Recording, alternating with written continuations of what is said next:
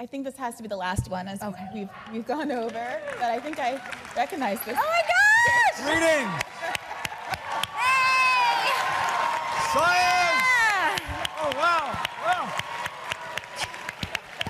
Wow, greetings, everyone. Oh my goodness, this is amazing. Greetings. This is so nice. Close. Oh, it's good to see you all. I can't take selfies with everyone. Keep in mind, here's what I think's going on. I'll ask the question in two ways. As you may know, I'm a white guy.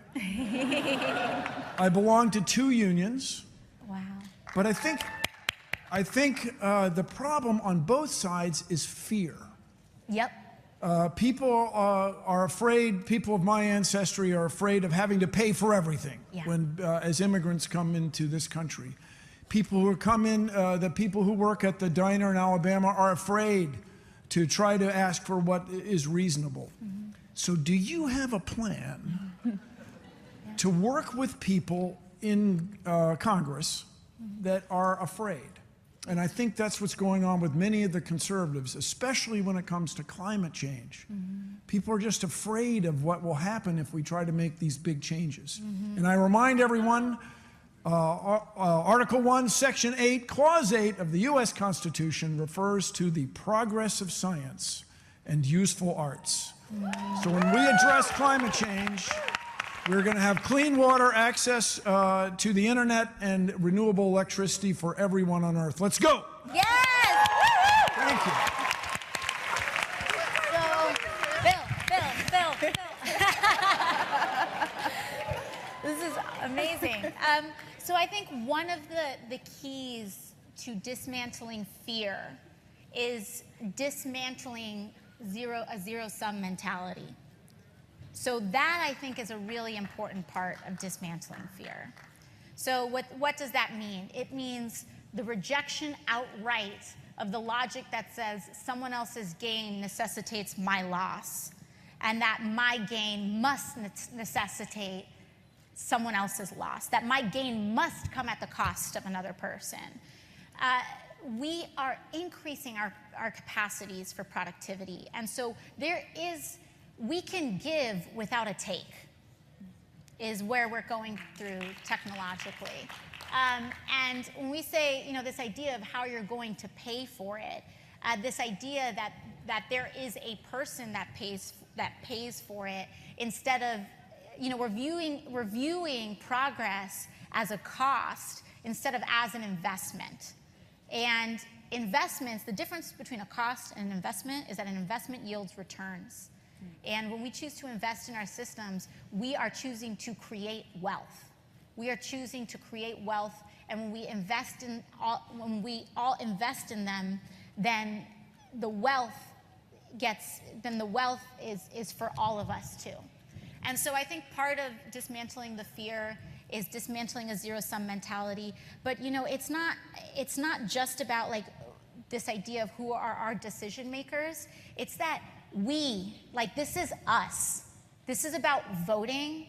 This is about the conversations that we're having with our elected officials, because I go there, and whether it's true or not, they blame all of it on you guys. They do. I go and I'm frustrated, and I'll say, why did you weaken this environmental thing? And they say, my community doesn't want that. It's my district. Man, it's my district. And no one else knows what anyone else's community is like, so they're like, oh wow, that's weird, okay. And because to this day, I've never heard a person actually level with me and be like, listen, my main donors are fossil fuel people and I just can't. No, but even in the candor of an honest conversation, no one has said that to me. No one has ever said to me, listen, I've got these really big donors, and to be really honest with you, this is why I can't do that. But we all know that's what's happening. And everyone blames it on their electorate. And when our electorate isn't speaking up, then they're allowed to get away with that. But when we decide to participate in this system, and what I talk about is not just in the on season, which is election time, But when we raucously participate in our system, in the off season, in the governance time, when we participate in our own self-governance, not just our own elections, but our own governance, when we see what bills are coming to the floor, when we show up to the gallery in DC, when we pick up the phone and call our congressman as much as we call our local, Chinese spot for takeout, like, that's the kind of relationship we need to have, because once we start getting vocal, they can't get away with the excuse of my district doesn't want that anymore. And that's what we need to do. And one last thing about fear, is I want to talk one thing, and in contrast to fear is to tell you something about courage. Because the thing about courage is that courage is self-propagating. Courage begets courage. So the first person who stands up has to encounter the most amount of fear and discomfort. But once that one person stands up, it becomes immensely easier for the second person and the third and the fourth, until it doesn't take any courage at all to stand up for something or to do something.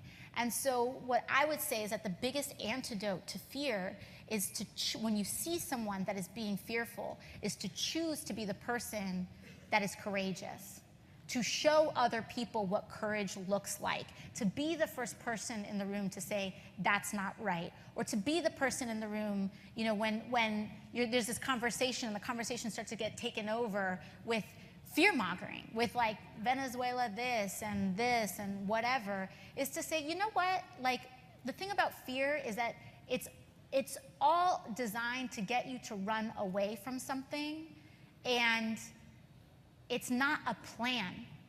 Fear is not a plan. But courage is a plan. Courage is, this is what we're gonna do. This is where we're gonna go. This is what I'm going to stand up, and this is the action that I'm going to take. Courage is about our future, and fear is just about anxiety. And if you're sick and tired of being an anxious nation, then you have to just be rejecting fear outright. We can't allow ourselves to be governed by fear anymore. We can't allow ourselves to be governed by that kind of rationale, to say, I'm not gonna allow fear to control me anymore. I am going to stand up and do the courageous thing. Well, I think that's a great note to go out on. Thank you so much. Thank you for staying late. Thank you.